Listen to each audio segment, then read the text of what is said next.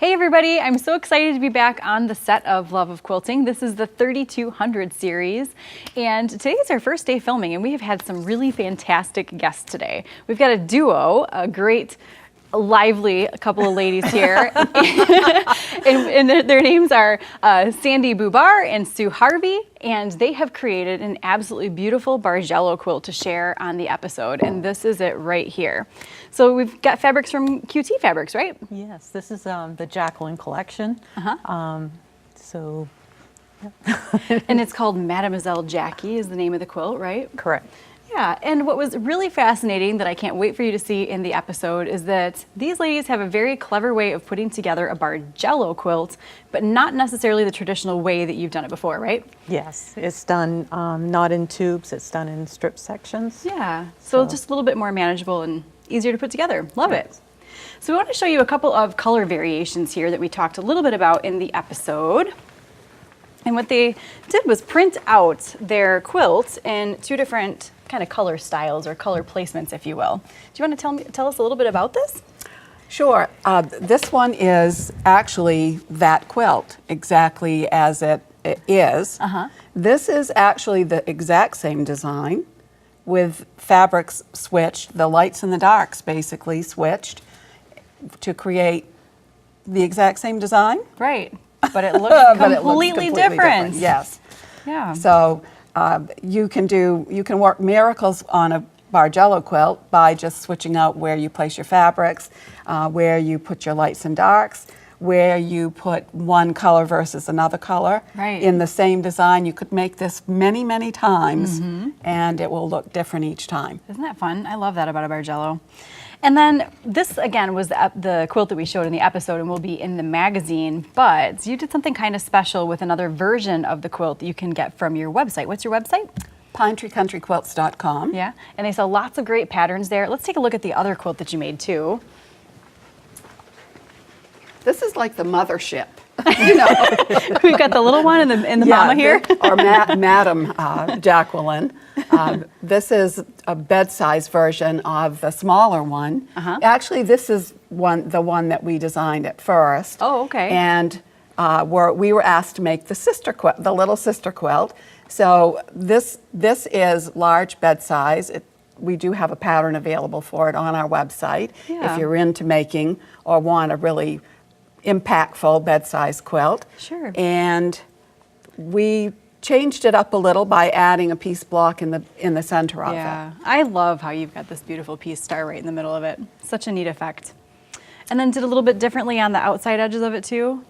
Yes, we did not include the outside corners in the actual strip sets.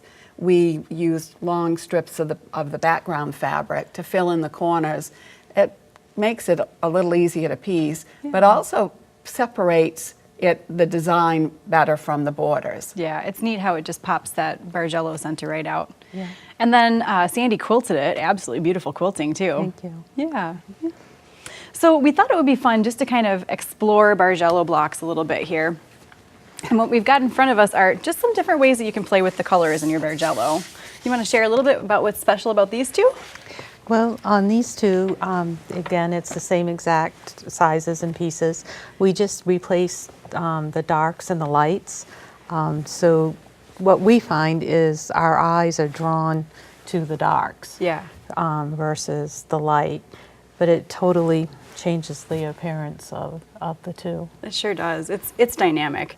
And then you've got another neat example there. So this one here, we took the dark completely out of the quilt, but we was kind of thinking that might draw our eyes more to the light, but what I find is that it draws it more to the next darkest. The next darkest, because you've still got that contrast. Yeah.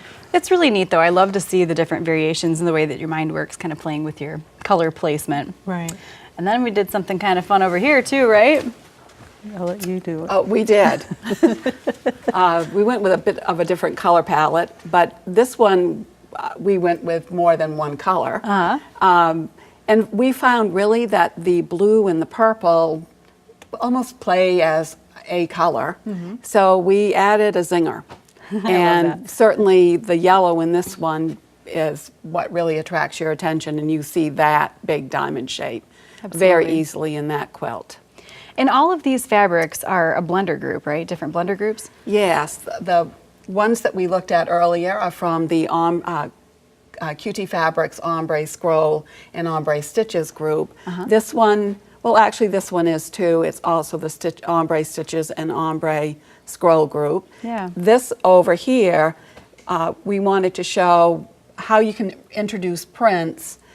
We used, well actually some pretty busy prints in Right. places, but because the colors sort of blend, they still tend to give you almost a gradation of both the aqua and the salmon. Yeah. That's from the Harlow collection from Quilting Treasures. It's one of their reproduction groups. It's so happy and vibrant. I love that. It's very cute. Yeah.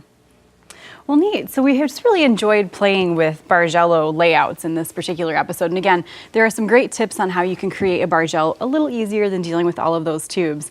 And really just want to strongly encourage you. It doesn't matter if you're playing with a group like we've got in the Harlow quilts or Jacqueline, or even just some beautiful blenders that play well together. You can still come up with a really striking block and a beautiful quilt, huh? Yes, you can. Well, thanks so much for joining us. I hope you love the quilts that you see this season.